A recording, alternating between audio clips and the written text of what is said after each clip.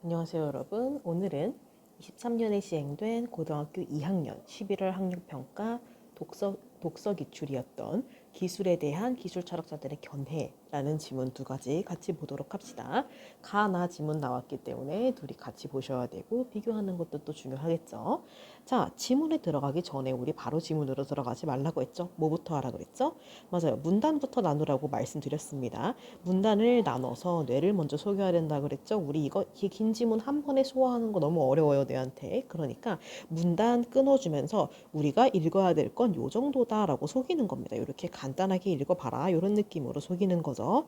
그 다음에는 우리가 문단 나누면서 요 문단 안에 있는 각 문단마다의 핵심어와 핵심 문장 같은 거 놓치지 않기 위해서 또 긋는 것도 있다고 했어요. 그리고 이런 문단 간의 관계 같은 것들도 상당히 중요하게 적용되기 때문에 여러 가지 이런 목적에서 문단을 나누라고 말씀을 드렸습니다. 자, 그러면은 들어가 볼까요? 그리고 또 이렇게 문단 나누는 것도 어떻게 보면 일종의 루틴이죠. 그래서 여러분들이 모의고사 시험이든 수능이든 볼 때 이런 루틴을 좀 체화해 두시면은 긴장을 푸는데 조금 더 도움이 될 수도 있습니다. 어느 상황에서도 흔들리지 않는 루틴을 만드는 건 중요하니까요. 자, 들어가 볼게요. 가지문부터 같이 봅시다. 자, 고전적 기술 철학에 대한 지문이네요. 자, 1문단부터 봅시다.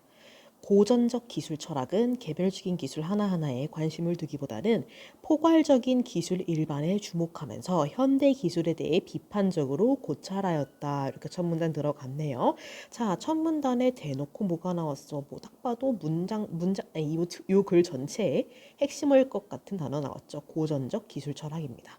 자, 제가 늘 말씀드리지만 고전, 현대 이런 식으로 시대를 구분하는 말이 나오는 건 뭐라 그랬죠? 그죠. 다른 시대를 나타내는 말 역시 나올 수 있다라는 걸 암시한다 그랬어. 고전적 기술 철학이라는 건 그럼 뭐야? 고전이 아닌 기술 철학이 나올 수도 있다라는 겁니다. 그 보통 고전적 기술 철학을 반박하거나 비판하는 입장에서 등장하는 경우가 많겠죠. 자, 어쨌든 봅시다. 그 회의 특징은 뭐예요? 개별이 아니에요. 그럼 뭐야? 포괄적인 기술 일반에 주목하면서 현대 기술에 대해 비판적으로 고찰하였대요. 그래서 요 대표적인 철학자로 누가 나왔대? 엘릴과 마르쿠제가 나왔대. 자, 여기까지 보면요. 대충 이제 어떻게 전개될지 감이 와요. 그렇죠? 요 가 지문은 고전적 기술 철학에 대해서 얘기를 할 건데 그 중에서도 철학자 누구? 엘릴과 마르쿠제를 앞세워가지고 얘기를 할 거야. 그래서 한 문단은 엘릴에게 줄 가능성이 크고요. 또 한 문단은 마르쿠제에게 줄 가능성이 큽니다. 그러면서 요 1문단의 첫 번째 문장에서 언급한 내용들을 펼쳐 나가겠죠. 그러면서 가 지문이 끝나게 될 겁니다. 한번 같이 볼게요. 이 문단 보자. 엘릴은 역시 그럴 줄 알았습니다. 언급되었던 철학자 바로 이 문단의 핵심으로 등장했습니다. 엘릴은 자율적 기술론의 관점에서 현대 기술의 특징에 주목하여 기술이 사회를 어떻게 지배하고 있는가를 보여주었대요. 그렇죠. 자, 그래서 엘릴의 자율적 기술론입니다. 이 사람의 관점은 자율적 기술론이야. 그래서 이게 어떤 내용이냐면요. 현대 기술의 특징에 주목을 할 거고 기술이 사회를 어떻게 지배하느냐가 중요하다라는 거야. 그래서 중요한 건 누가 누구를 지배하냐겠죠. 기술이 사회를 지배할 겁니다. 자, 자율적 기술론은 도구적 기술론과 대비된다라는 거네. 그러면 우리 자율적 기술론과 도구적 기술론이 반대된다라는 거 짚고 넘어가셔야겠지? 자, 그래요. 그래서 도구적 기술론이 뭔데부터 봐야 돼. 도구적 기술론은 기술은 가치 중립이래요. 그래서 인간이 정한 목적을 달성하기 위한 수단이다라는 거지. 즉, 기술이 뭐라는 거야? 도구라는 거야. 그래서 인간이 얘네를 수단으로서 쓴다라는 거고 기술 자체에는 가치가 부여되지 않는다. 즉 가치 중립이다라는 게 특징이네요. 그러면은 자율적 기술론은 얘랑 반대된다 그랬잖아. 그럼 뭐겠어? 가치 중립적이지 않고 그리고 뭐야? 인간의 목적을 위한 수단이 아니라 그 자체가 목적이다라고 얘기하겠죠. 이렇게 한번 확인을 해봅시다. 물론 이 부분들이 뒷부분에 나오긴 할 거예요. 근데 우리가 이런 뭐 대비되는 것들을 좀 잘 파악하고 있으면은 나오기 전에 우리가 먼저 선방을 칠 수 있는 거지. 자, 그 다음 볼게요. 이와 달리 엘릴은 자 여기부터 엘릴입니다. 그럼 엘릴은 도구적 기술론과 반대된다라는 거겠지. 즉 엘릴은 아까 언급했다시피 뭐야?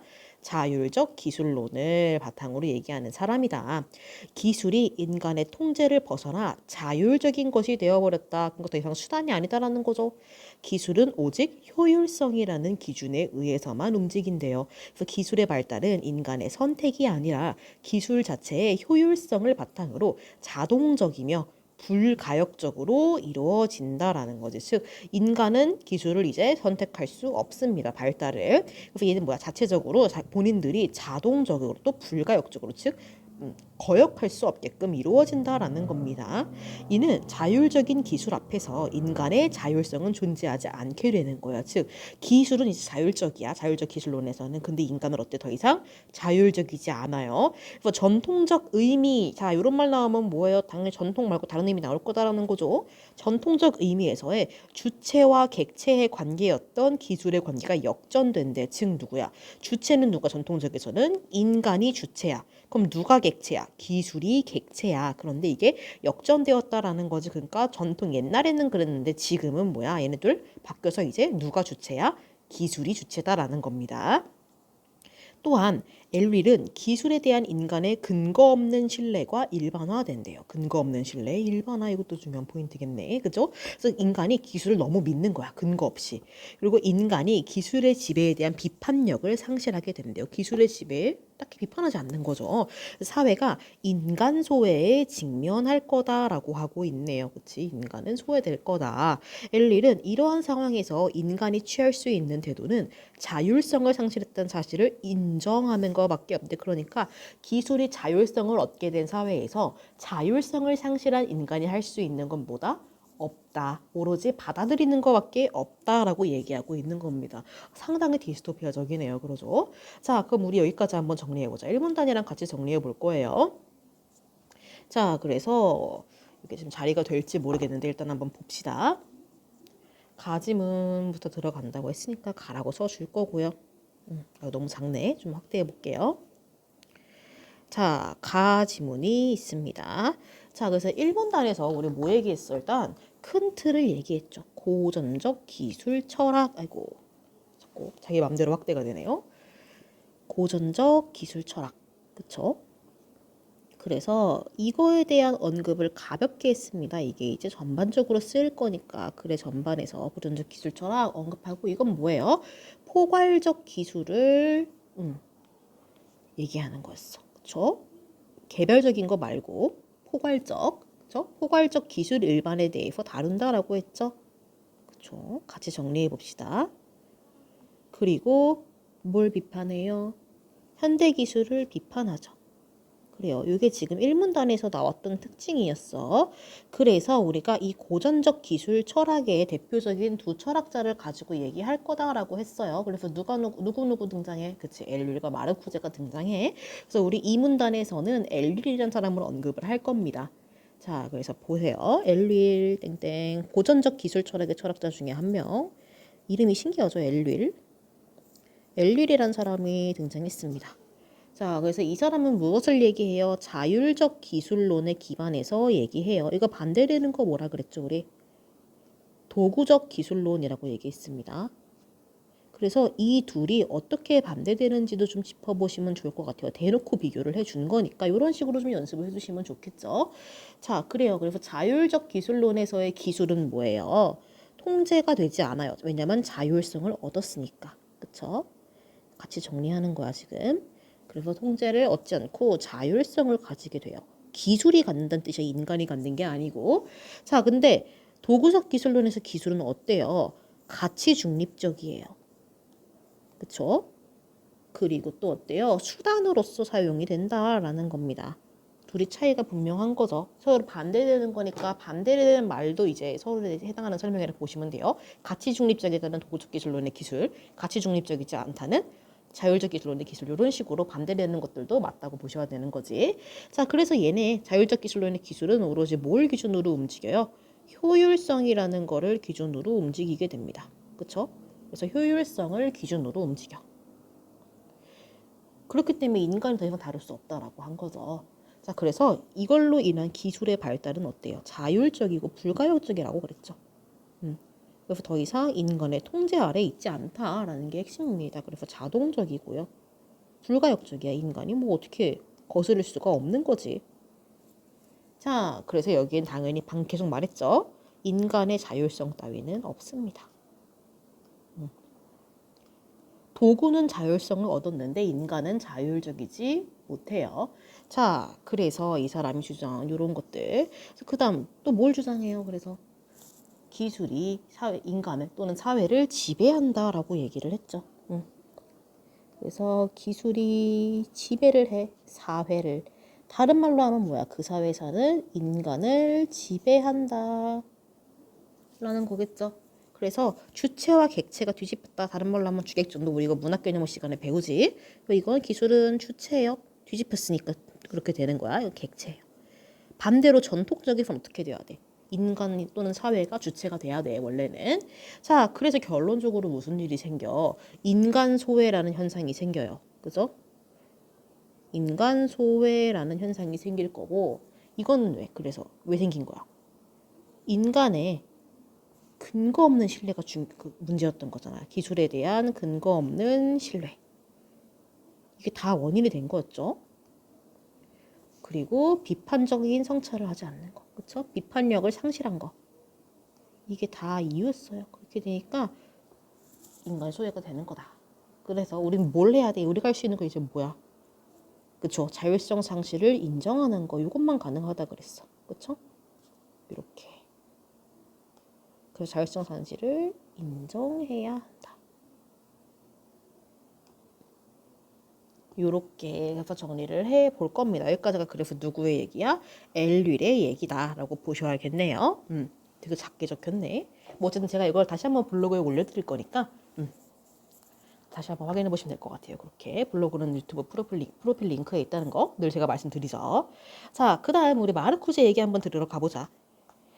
자, 들어갑시다. 마르쿠제는 1차원적 사회에 대한 비판을 중심으로 기술의 발달로 인해 발생한 인간과 사회의 위기 상황을 분석하였대요. 자, 1차원적 사회에 대해 비판할 거다라는 겁니다.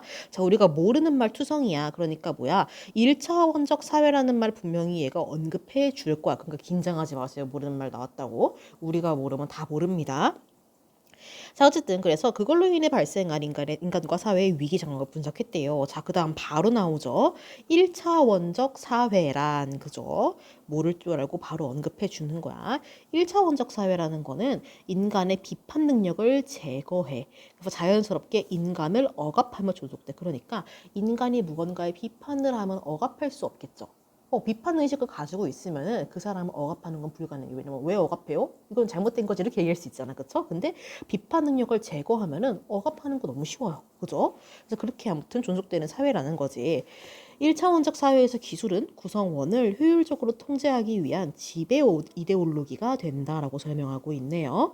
자, 즉 기술이 산업과 권력의 제도적 주도권을 쥐고 있는 주체들에게 이익을 제공하면서 잘못된 현실을 정당화하는 방법이 되었다라는 거네. 그래서 이 1차원적 사회에서 기술은 무엇을 해요? 통제를 위한 지배 이데올로기가 돼. 이게 무슨 말이냐? 즉으로 다시 한번 설명하지. 기술이라는 애가 뭐야? 산업과 권력의 제도적 주도권을 쥐고 있는 사람들한테 이익을 제공해. 주체들한테 사람이 아닐 수도 있지. 잘못된 현실을 정당화하는 방법이 되었다라는 겁니다. 그죠? 자, 그 다음 마르쿠제에 따르면 산업혁명 초기에 인간은 기술을 개발하여 고통스러운 노동에서 스스로 해방되었었대. 자, 산업혁명 초기 시대가 나왔죠. 그럼 초기 나왔으니까 나중에 그 이후도 나오겠네. 그때 당시 인간과 처음으로 기술을 막 개발하기 시작했을 때죠. 그때 어때? 스스로 해방이 됐었대, 인간이. 뭐야? 인간 억압이란 말이랑 완전 반대되네? 그죠? 그러나 역적 바로 나옵니다. 기술이 고도화되고 산업사회가 성장하면서 기술은 오히려 개인을 통제하는 방향으로 사용되었대요. 그때부터 뭐가 되는 거야? 억압되는 거지. 어쨌든 이 산업혁명 초기 말고 그 이후가 어떻게 산업사회가 성장하면서 그 이후 어떻게 된 거야? 우리가 억압된 거야. 그 결과 개별 주체는 내면의 자유를 박탈당했다. 다른 말로 하면 뭐야? 억압되었다. 그래서 기술의 창조자였던 인간 언제? 산업혁명 초기야. 기술의 창조자였다는 건 비판적 사유를 하지 못하는 다른 말로 하면 뭐야? 비판 능력이 제거된 1차원적 인간으로 전락하였다. 1차원적 사회랑 같은 말인 거지. 그쵸? 따라서 그는 기술이 이미 사회를 지배하는 파괴적인 정치의 도구가 되었대. 그래서 새로운 기술을 확립하기 위해선 정치적 변화가 필요하다라는 거죠. 즉, 정치적 변화가 있어야 모르되 기술의 확립이 가능해. 얘가 먼저다라는 겁니다. 선후관계 잘 보셔야 돼. 정치적 변화가 먼저고 그게 있어야 새로운 기술의 확립이 된다라는 겁니다. 선후관계 확인하시고.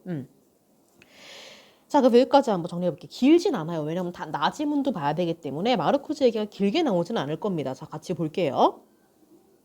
자, 이게 원래 제가 따로 필기를 해드리는 정리본에는 이렇게 밑에 마르쿠제를 연결을 해요. 이렇게. 근데 여기 지금 이렇게 되면 넘치죠? 이렇게 연결해야 되는데 그게 안 되니까 그냥 옆으로 할게요. 여러분들 알아서 밑에 적으세요. 자, 마르쿠제입니다. 그래서 어쨌든 이 두 사람이 고전적 기술 철학의 대표격인 사람이라는 건 알겠죠, 여러분들? 자, 그래서 마르쿠제는 무엇을 얘기해요? 1차원적 사회를 비판합니다. 그쵸? 좀 더 확대할게요. 잘 보이시죠? 1차원적 사회를 비판. 이렇게 탁 시작하잖아. 1차원적 사회를 비판한다라고. 1차원적이 아니고 1차원적 사회. 자, 그래서 1차원적 사회가 뭔데 이렇게 전개가 되죠. 자, 1차원적 사회라는 게 그래서 뭐예요? 인간이 어떻게 돼? 비판 능력이 제거가 돼. 그쵸? 그래서 인간의 비판 능력 제거. 이렇게 정리해 보셔야겠네? 그런 사회예요. 그럼 어떻게 돼? 비판할 줄 모르는 인간은 자유를 뺏기겠죠. 그래서 억압이 됩니다. 그래서 이 억압된 인간을 가지고 뭐야? 사회를 존속시키는 거야. 반박하지 않으니까 존속하긴 쉽죠, 당연히. 자, 그래서 이때의 기술은 뭐가 된다라는 거예요. 1차원적 사회에서의. 기술은 지배 이데올로기가 된다. 라는 겁니다. 그래서 여기에 대한 설명도 나왔었죠. 같이 정리하시고. 자, 그래서 지배 이데올로기가 돼서 뭘 해요? 권력을 쥐고 있는 사람들한테 이익을 줄 거 아니야. 그쵸? 권력과 주도권을 쥐고 있는 사람한테 이익을 줘요. 쥐고 있는 주체들. 전 지문에 보면 주체라고 나왔으니까 주체라고 할게요. 주체들에게 이익 제공. 그죠? 자, 그래서 어떻게 돼? 잘못된 현실을 정당화합니다. 이게 문제다. 그쵸? 이렇게 보시면 될 것 같아요. 이렇게 정리를 해보시고 계속 또 이어서 가봅시다. 그 다음 또 무슨 얘기를 했어요? 산업혁명 초기와 그 이후를 비교했잖아. 그쵸? 그래서 산업혁명 초기 얘기를 좀 할 거야. 자, 그래서 산업혁명 초기에는 인간이 기술의 창시자였죠? 그때를 얘기하는 겁니다. 산업혁명 초기에는 어땠어? 인간이 기술을 개발했어. 일단 기술했어. 개발했어. 그래서 어떻게 돼? 노동 해방을 했어. 이때는 억압되지 않고 해방을 했다라는 게 또 비교되는 부분이겠죠. 이때 인간은 뭐야? 창조자야. 그쵸? 자, 그 다음. 근데 산업사회가 성장했어. 좀 더 시간이 지난 거야. 산업사회가 성장합니다. 자, 시간이 흘렀어. 어떻게 됐어? 기술을 개발해. 그럼 이게 어떻게 돼? 개인을 통제하는 거야. 기술 개발이 되긴 했겠지. 기술이 계속 발전하잖아요. 근데 이게 더 이상 해방이 아니라 통제로 바뀌는 거야. 억압으로 이루어진다. 라고 보시면 되겠죠. 그래서 어떻게 돼? 내면의 자유를 박탈해. 그쵸? 아까 맨 처음에 언급했던 1차원적 사회의 굉장히 비슷합니다. 그래서 내면의 자유를 박탈할 겁니다. 그래서 인간은 뭐가 돼? 기술의 창조자가 아니라 1차원적 인간이 된다. 비판 능력을 상실하고 억압되는 1차원적 인간입니다. 그죠? 자, 그래서 우린 여기서 이제 뭐가 필요하다는 거야? 정치적 변화가 필요하다. 라는 결론을 내리는 거죠. 정치적 변화가 먼저입니다. 그죠? 계속 강조했죠. 선후관계 잘 보라고. 그래서 이렇게 결론을 내립니다. 마르쿠세가. 그래서 이렇게 해서 가지문 정리하는 겁니다. 자, 그 다음 나지문으로 넘어갈 겁니다. 그리고 고전 얘기 나오면 그 이후 거 나온다 그랬잖아. 그래서 단순 비교로 갈 수도 있고요. 아니면은 이 고전적 철학을 비판할 수도 있겠죠. 보통 비판하는 게 조금 더 많이 나오는 것 같긴 해요. 한번 봅시다. 자, 기술 일반에 대해 추상적으로 고민할 것이 아니라 실제 기술에 대한 경험적 연구를 수행해야 한다고 믿은 철학자들은 자신들의 시도를 경험으로의 전환이라고 불렀다. 벌써 개념은 나온 것 같아. 뭐지? 이거 경험으로의 전환. 자, 그래서 추상적 고민 말고 실제 기술에 대한 경험적 연구를 하자라는 게 핵심인 거지. 추상적 고민은 안 돼. 경험적 연구 해야 돼. 자, 추상적 고민 누가 봐도 누구에 대한 얘기야? 고전적 기술 철학에 대한 얘기야. 그지? 그래서 우리는 뭐 할 거라는 거야? 경험적 연구할 거다라는 거야. 그걸 우리가 이렇게 부를 거야. 자, 이들은 고전적 기술 철학자들이 벌써 나와. 기술이 초래한 문제들에 집착해. 그래서 기술을 외부에서만 관찰이 가능한 커다란 암흑상자로 취급해 왔다라는 겁니다. 그래서 이 기술에 초래한 결과적인 것들에만 집착을 한다라는 겁니다. 그래서 어떻게 한다는 거야? 우린 뭘 해야 된다라는 거야? 개별 기술들의 내용과 발전 과정들을 구체적으로 분석해야 한다라는 거야. 그래서 고전적 기술 철학과 반대된다는 거 어떻게 할 수 있냐면요. 개별 기술이란 말 때문에 그래요. 왜? 고전적 기술 철학은 뭐 얘기했어? 포괄적인 기술 얘기했잖아. 개별적 기술 아니라 그랬어. 포괄적 기술이라 그랬지. 근데 얘는 개별 기술이라 그랬어. 벌써 반대되는 거 보이죠? 이래서 일문단의 비교가 중요한 겁니다. 자, 그래서 그 토대 위에서 철학적 사유가 진행되어야 한다라는 거야. 그러니까 먼저 추상적으로만 고민하지 말라. 암흑상자 취급하지 말라라는 거야. 그럼 뭐부터 해야 된다는 거야? 발전 과정, 개별 기술에 대한 분석이 먼저 들어가. 경험적 연구가 먼저 들어가야 한다라는 겁니다. 그죠? 자, 그럼 볼게요. 그래서 그 다음부터는 뭐야? 경험으로의 전환에 대한 얘기가 나오겠죠. 이것을 일문단 한번 정리해 볼까? 우리 고전적 기술 철학이랑 같이 비교해야 되니까. 자, 봅시다. 나 대충 위치가 요쯤이면 좋겠네요. 그렇죠? 나. 자, 그래서 일문단에서 무엇을 얘기하고 있어요? 경험으로의 전환. 이게 그래서 막 고전적 기술 철학 이것처럼 실제 뭐 현대적 기술 철학 이렇게 나오진 않아요. 근데 어쨌든 이런 핵심어가 나오긴 했으니까 체크해 두시면 좋겠지. 이렇게. 자, 그래요. 그래서 얘네는 뭐 하래요? 추상적 고민하지 마. 그치? 그럼 뭐 하라는 거야? 경험적 연구해.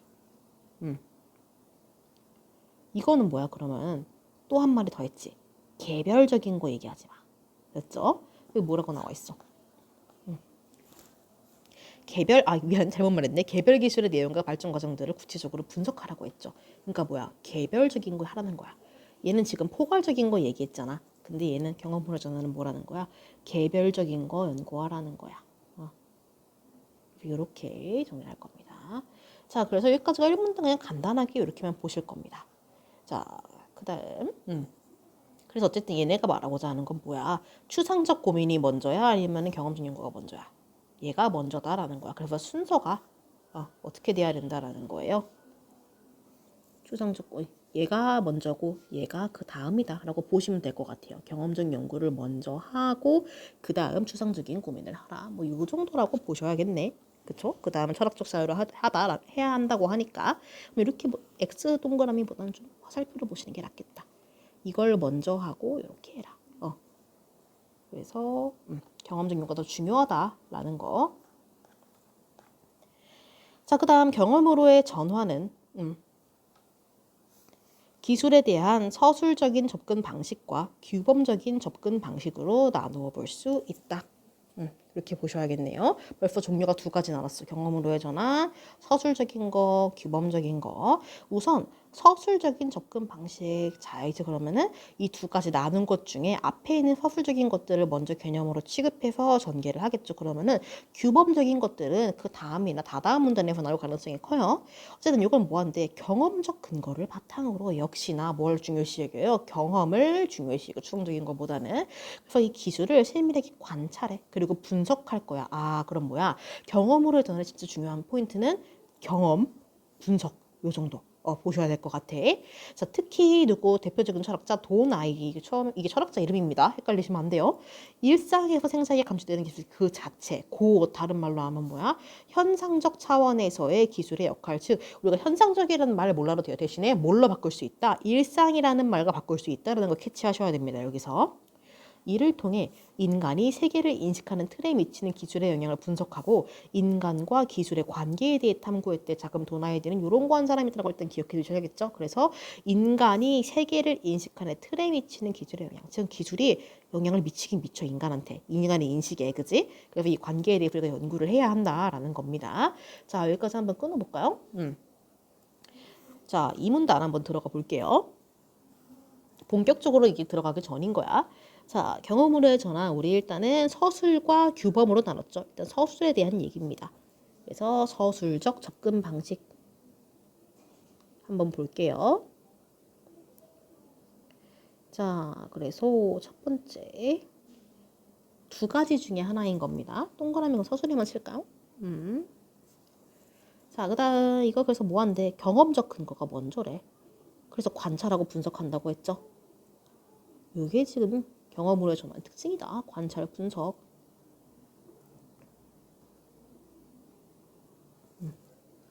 자, 그래서 대표적인 철학자 누구? 돈 아이디 얘기할 겁니다. 이름 특이하죠? 돈 아이디. 이 사람이 딱 등장해. 그래서 뭐해?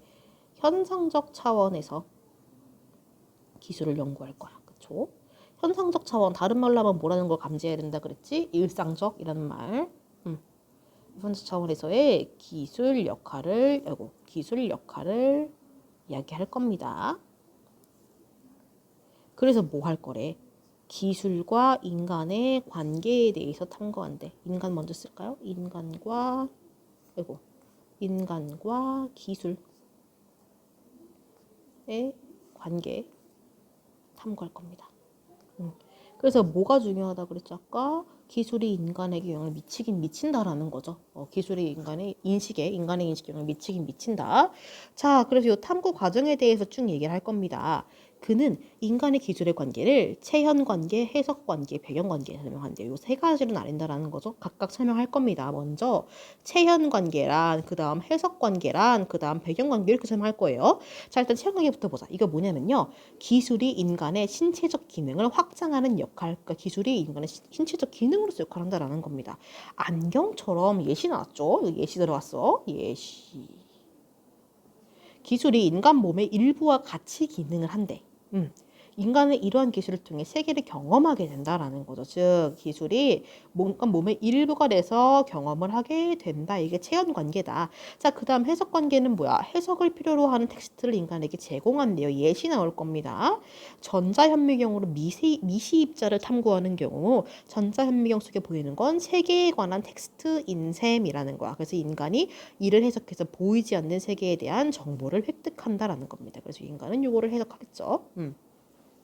자, 그래서 마지막으로 배경관계는 기술이 인간의 삶이 영위하는 영위되는 환경을 구성하는 것인데, 보일러처럼, 마치 환경의 일부인 것처럼 여겨지는 관계다라고 나와 있어요. 그래서 여기는 지금 그냥 인간과 기술의 관계를 세 가지로 구분했는데, 그거에 대한 설명을 예시를 들어가면서 이해하기 쉽게끔 알려주고 있는 겁니다. 자, 그래서 여기까지 한번 정리해볼까? 돈 아이디 설명 여기까지 갔네요. 자, 그래서 돈 아이디에 대한 인간과 기술의 관계에 대한 설명 세 가지 한번 같이 보자. 옆으로 쓸까요? 인간과 기술의 관계. 자, 그래서 세 가지. 첫 번째는 뭐였어? 체현이었어. 아까 체현 예시 뭐였지? 안경이었죠. 그래서 인간의 신체 기능 확장한다는 거.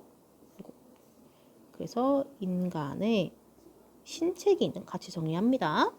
확장시키는 거야. 예시 아까 안경이었어요. 그쵸?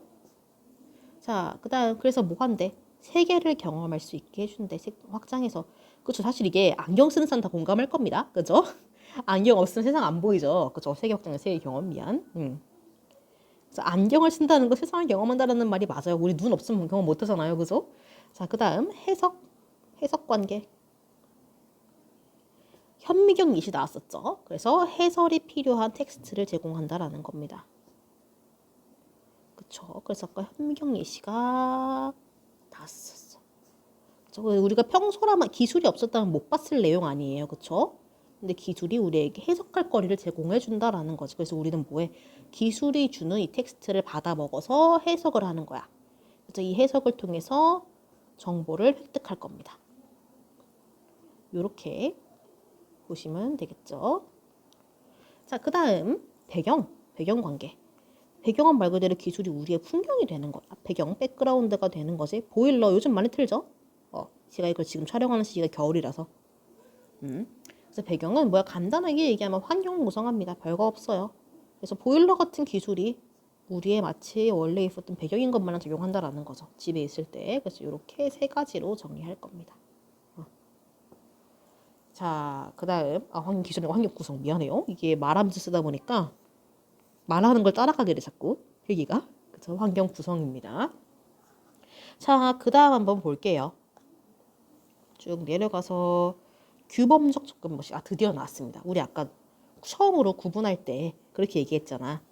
그죠? 경험으로의 전환이 접근 방식 두 가지였다고. 서술과 규범. 그래서 서술 설명하면서 누구를 끌고 왔어? 돈 아이디 끌고 왔어. 그래서 이 사람으로서 설명을 한 거고. 자, 그 다음에 규범으로 내려갈 거다라는 겁니다. 아이고, 끊겼네.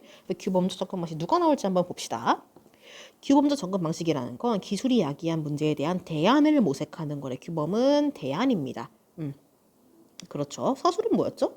서술은 경험적 근거를 바탕으로 관찰해서 분석하는 거라 그랬지. 규범은 대안을 모색하는 거. 자, 그래서 규범적 접근 방식에는 고전적 기술 철학자들이 기술 사회의 문제와 상황의 심각성을 지적하면서도 구체적인 대안을 제시하지 않았다라고 봤던 겁니다. 벌써 또 고전적 기술 철학 까고 있죠. 얘네는 지금 추상적인 얘기만 했을 뿐 구체적인 대안을 제시하지 않은 거야. 왜냐면 얘는 추상성을 얘기하는 거였으니까. 자, 그래서 핀버그는 사회 구성주의자들의 이론을 토대로 기술의 민주화를 주장하였대. 자, 누가? 핀버그라는 사람이. 자, 그래요. 규범에 대해서 얘기할 사람은 누구야? 핀버그인 겁니다. 근데 누구의 이론을 토대로 해? 사회 구성주의자들의 이론을 토대로 할 거야. 그럼 우리 또 누구도 알아야 돼. 사회 구성주의자들에 대해서도 알아야 돼. 먼저 알아야 되는 거야. 핀버그보다. 자, 그래서 사회 구성주의자들은 뭐 하는 사람이냐? 기술의 발달은 효율성과 같은 일정한 법칙에 의해 이루어지는 게 아니다라고 했어. 이거 누가 아까 얘기했던 거지? 이 사람, 그치? 엘릴이 얘기했던 거야. 효율성이란 기준에 의해서 움직여. 그래서 선택이 아니라 효율성을 바탕으로 자동적이면 불가역적이다 얘기했었지. 엘릴이란 사람이. 근데 이거 반박하는 겁니다. 그죠?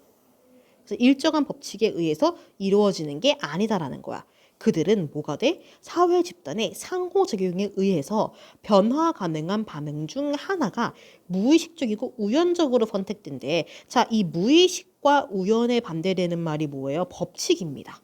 그죠? 필연적인 거니까 이건 또 뭐야? 자동과 불가역이랑도 반대되는 말이에요. 그죠? 그러니까 상호작용이라는 건 그런 겁니다. 자동적이지도 않고 불가역적이지도 않아요. 여러 가지 방향 중에 하나였던 것이 무의식적이고 우연적으로 그냥 골라진 것뿐. 그죠? 기술의 발달이 이루어진 것이다 라고 보셔야겠네요. 자, 그래요. 그래서 핀버그는 이런 사람들의 주장을 바탕으로 이야기를 한다라는 거죠. 자, 그래서 핀버그는 이러한 우연성이 기술의 변화에 다음 페이지 넘어갈게요. 인간이 개입할 여지가 충분하다. 상호작용이니까. 그래서 보여주는 것이며 인간이 기술의 발달 방향을 긍정적으로 바꿀 수 있다라고 역설했대. 그러니까 자동적이고 불가역적인 게 아니야. 인간이 충분히 개입해서 바꿀 수 있다라고 얘기를 하고 있는 겁니다. 여기까지 한번 볼게요. 자, 그래서 서술적 접근 방식 말고 또 하나 뭐였지? 기술적 접근 방식. 요쯤 했을까요? 기술적 접근 방식. 이렇게 볼 겁니다. 그리고 좀 크게 볼까요? 기술적 접근 방식. 좀 너무 아랬었나? 요쯤에 봅시다. 기술적.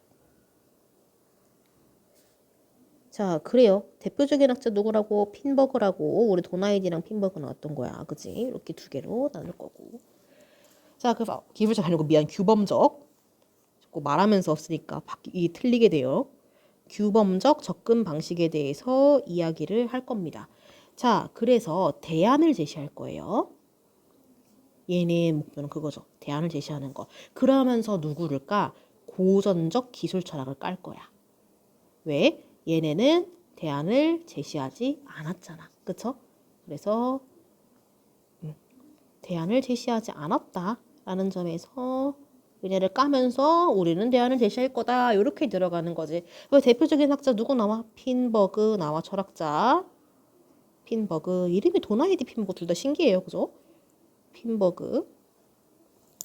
자, 그래서 얘는 누구의 사상을 기반으로 해. 사회 구성주의자들의 것을 기반으로 해. 그러니까 사회 구성주의자들의 입장도 어쨌든 핀버그의 입장과 거의 유사하다라는 거겠죠. 얘네의 사상을 기반으로 만들어진 거니까. 자, 그래요. 자, 그래. 그래서 이 사회 구성주의자들은 뭐라고 얘기를 해요? 기술의 발달이라는 게 자동적인, 우연적이어야 된다 그랬잖아. 그죠? 그래서 기술의 발달이라는 게 어떻게 이루어지는 거냐라는 질문을 던지는 겁니다. 그래서 이게 뭐에 의한 거냐가 중요한 거야. 효율성이라는 기준에 의한 것이냐, 일정한 법칙이 있는 것이냐, 이거는 아니다라고 확실하게 얘기했지. 이거 엘류리가 반대되는 부분인 거야. 이거 아닙니다. 그럼 대체 뭐야? 상호작용이다라는 겁니다. 그죠? 상호작용에 의해서 어떻게 돼? 우연적으로, 무의식적으로 이루어진다라고 얘기했죠. 무의식과 우연성입니다. 그죠? 자, 그렇기 때문에 어떻게 돼? 인간의 개입이 가능해진다라는 거야. 그쵸? 인간의 개입 여지가 있다라는 겁니다.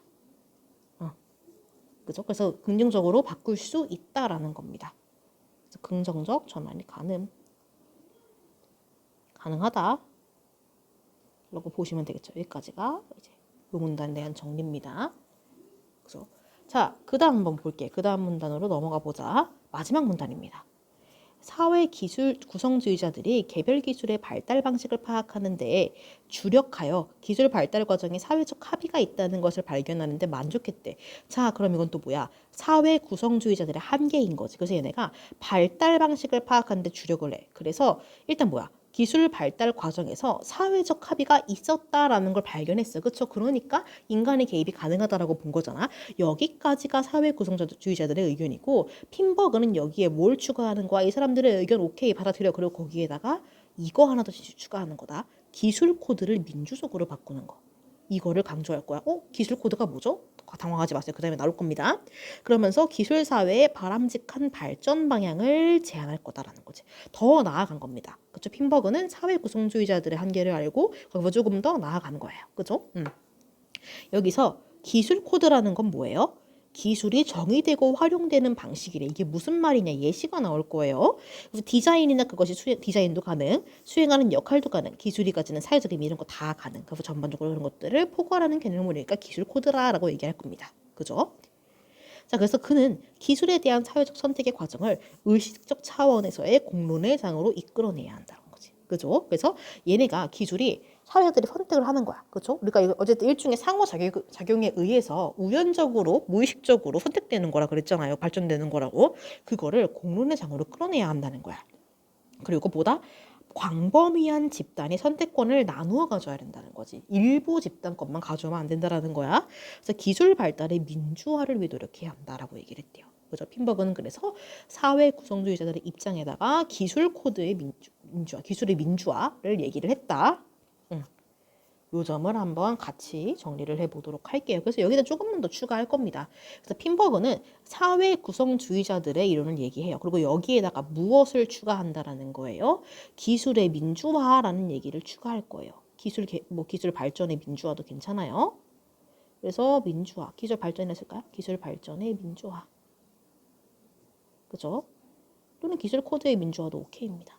그죠? 그래서 요것들을 추가해야 한다라고 얘기를 하는 거죠.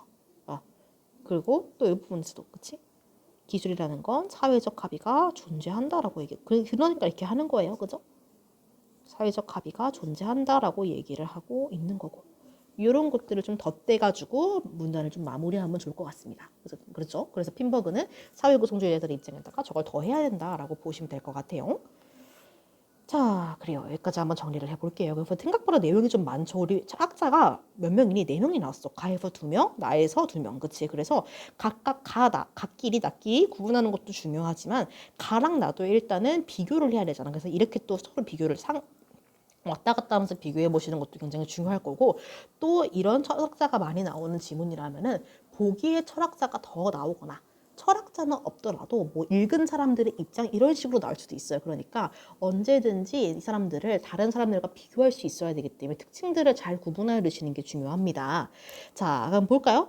문제부터. 문제가 이제 꼼꼼하게 제가 하나씩 짚어드리기는 할 건데 좀 이제 시간 관계상 보기 있는 것 좀 꼼꼼히 봐드리고 나머지는 이제 간단하게 좀 봐드릴 거예요. 요거 다 해설한 것들, 그 근거 찾아서 온 것들 블로그에 올릴 거니까 프로필 링크 통해 들어가셔가지고 제가 여기서 올린 상세한 것들 다 근거 확인하시면서 보시면 좋을 것 같아요.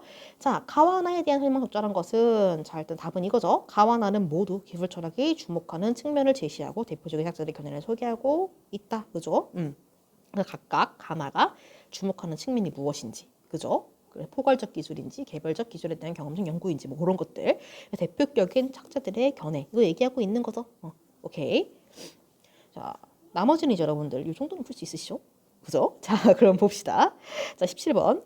가에서 알 수 있는 내용으로 적절하지 않은 것은 마르쿠제는 정치적 변화에 의해 기술의 변화가 가능하다고 보았다. 맞는 것들은 그냥 가볍게 넘어갈게요. 그죠?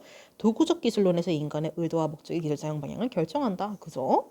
엘릴의 입장에서는 자율적인 기술 앞에서 인간의 자율성은 존재하지 않는다. 그죠? 이런 거 제가 다 그런 거 찾아놨습니다. 블로그에서 확인하세요. 1차원적 사회에서는 개별 주체가 억압에서 벗어나 내면적 자유를 보장받는다. 아니지 반대였지. 1차원적 사회에서는 뭐야? 억압된다 그랬지. 자유를 잃고 억압받는다. 그 다음 엘리가 마르쿠제 모두 기술에 대한 인간의 비판적 사고가 상실되는 것을 우려했다. 그죠? 자, 그 다음 보기 있다가 마지막에 보고 단어 같은 거는 제가 안 풀어드려도 되겠죠? 자, 봅시다. 20번. 기억의 의미에 대한 것. 아마 암흑상자 얘기였던 것 같은데 기억, 그죠? 암흑상자로 취급해왔다. 기술을. 고전적인 사람들의 고전적 기술 철학에 대한 비판이었던 것 같아. 그래서 기술에 대해 관찰하여 실제 기술에 대한 경험적 연구를 수행. 이게 지금 이 사람들이 해야 되는 거였지. 경험으로의 전환한 사람들. 그러니까 이 기억은요. 경험으로의 연구를 하는 사람들이 고전을 비판해야 되는 거예요. 그렇죠? 그래서 이 사람들의 입장이면 안 돼. 경험의 입장이면 안 되는 거고 고전의 입장이어야 돼. 그래서 그다음 기술적 상호작용을 무시한 채 개별 기술의 분석에만 치중한다. 이거 지금 우리가 해야 되는 거지. 개별 기술을 분석해야 되는 거. 그렇지? 그러니까 고전은 이거 안 한 거야. 기술을 막연한 것으로 인식했죠. 추상적인 거. 실체를 가진 걸 인정하는 건 우리가 해야 되는 거. 그죠? 반대입니다. 그다음 요거 기술 자체에 대해서 모르는 채 기술에 인해 생기는 상황에만 집착한다. 그쵸? 기술의 자체에 대해 몰라. 왜냐면 개별 연구 안 했으니까. 근데 이걸로 인해 생기는 결과에만 집착한다라고 했죠. 초래되는 원인, 그치? 초래되는 결과, 그지? 그래서 맞는 말이에요. 그럼 기술의 변화에 대한 두려움의 연원에서 분석할 거린다 이런 말 없었지? 틀린 겁니다. 자, 그럼 우리 이제 본격적으로 보기 한번 들어가 보자. 자, 나를 읽은 학생이 이거 뭐였죠? 경험으로의 전환에 대한 얘기였어. 보기에 대해 보인 반응이래. 자, 예시 자전거 나옵니다. 그래서 사용자와 기술자들이 자전거의 용도를 각기 다르게 파악했대. 그래서 다양한 디자인의 자전거가 만들어졌대. 앞바퀴가 큰 게 있었대. 걔는 뭐야? 스포츠 용품으로 파악한 사람들 거. 그리고 앞뒤 바퀴의 크기가 같은 자전거. 이건 뭐야? 일상용, 장보기는 곧 교통수단용. 근데 시간이 지났어. 그럼 선택이 되겠지. 자전거를 장보기나 교통수단으로 더 선호하게 됐대. 결국 자전거의 디자인은 뭐야? 고정됐대. 우리 지금 거의 그렇잖아요. 그쵸? 그럼 이건 뭐야? 선택이 좀 들어갔다. 기술의 개발에. 그쵸? 그럼 우리 일단 보자.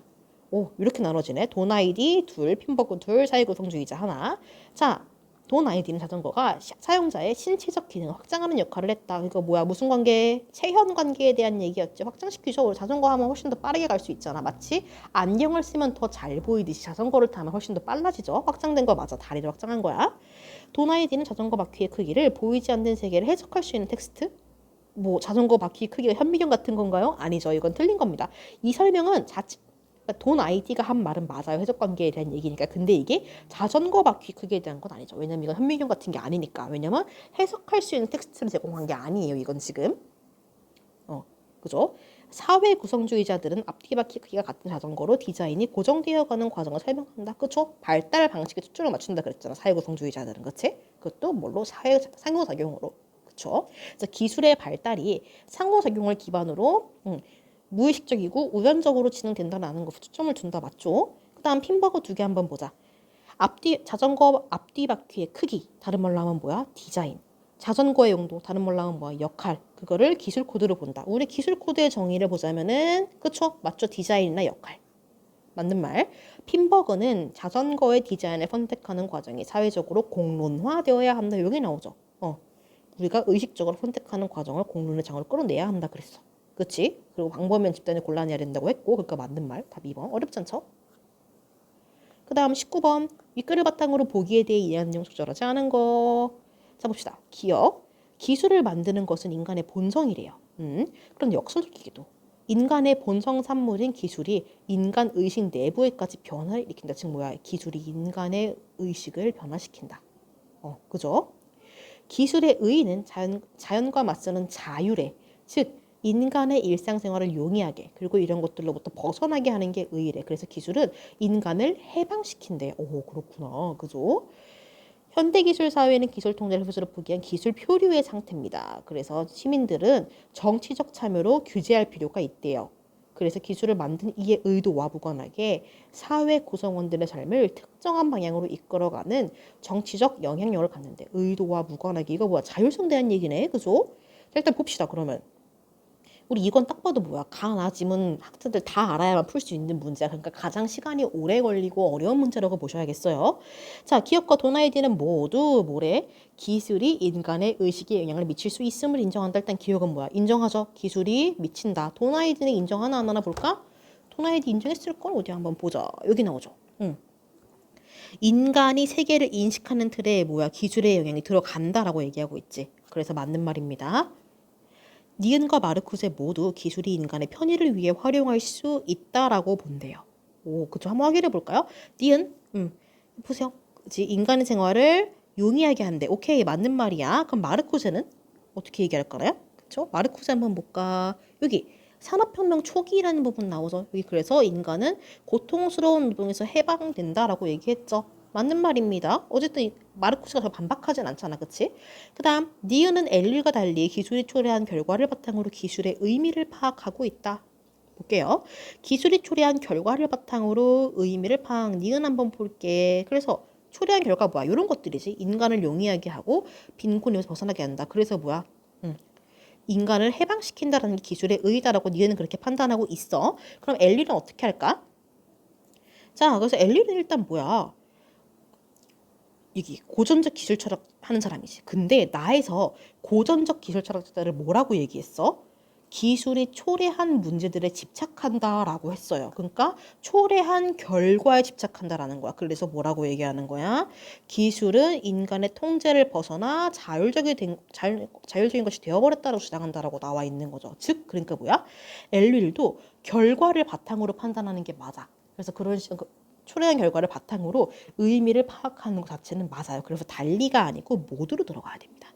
그래서 나머지가 맞는 건 알겠지만 3번에 틀린 이유를 찾기는 좀 어려울 수 있었을 거예요. 그 다음 4번 한번 보자. 디귿과 핀버그 모두 기술이 야기한 문제를 해결해야 할 과제로 인식하고 있다. 이 부분 한번 볼까요? 디귿 한번 볼게요. 기술, 현대 기술 사회는 이런 거 쭉 나와 있죠. 그래서 뭐야 기술이 야기한 문제를 해결해야 한다라는 말, 그쵸? 규제할 필요가 있다라는 말 나와 있잖아요. 그쵸? 핀버그, 핀버그도 여기에 동의하겠죠. 기술이 야기한 문제를 해결해야 한다. 그렇죠. 그래서 아까 그랬잖아. 인간이 개입해가지고 긍정적으로 바꿔야 된다라고 얘기를 하기도 했고, 그래서 기술 발달이 민주화를 위해서 노력해야 한다라고 얘기하기도 했죠. 그리고 대표적 일단 뭐야 확실한 건 규범적 접근 방식이잖아. 핀버그는. 그래서 대안을 모색해야 한다라고 대놓고 언급을 하고 있어. 이게 가장 중요한 포인트입니다. 그래서 이거 핀버그가 동의, 디귿도 동의라고 들어가야 돼요. 그죠? 그다음 디귿은 엘릴과 달리 인간의 기술적 발전을 정치적으로 제어할 수 있다라는 말 나왔어. 그죠? 그래서 인간은 뭐 해야 돼? 정치적 참여로 기술 발전의 과정을 규제해야 한다라고 하고 있지. 정치적으로 제어할 수 있다라는 부분입니다. 그리고 엘릴은 뭐예요? 제어할 수 있다라고 봐. 아니야. 엘릴은 뭐야? 진짜 되게 절망적으로 얘기해. 겸허하게 인정하는 것 말고는 할 수 있는 게 없다. 우리가 제어할 수 없다라고 얘기하죠. 그래서 요거는 디귿은 엘릴과 달리 맞는 말입니다. 이렇게 정리하시면 될 것 같아요. 자, 그래서 이렇게 좀 호흡이 길었죠? 좀 깁니다, 영상이. 그래서 정리 한번 깔끔하게 해보시고 제가 다시 한번 제가 이렇게 필기한 것들 올려드릴 거니까 블로그 프로필 링크 들어가셔서 확인하시고 필기 한번 더 꼼꼼하게 해보시고 근거 한번 스스로 찾아보세요. 그리고 맞는지 한번 확인해 보시고 자, 이렇게 해서 이 지문 한번 마무리해 볼게요. 수고하셨습니다.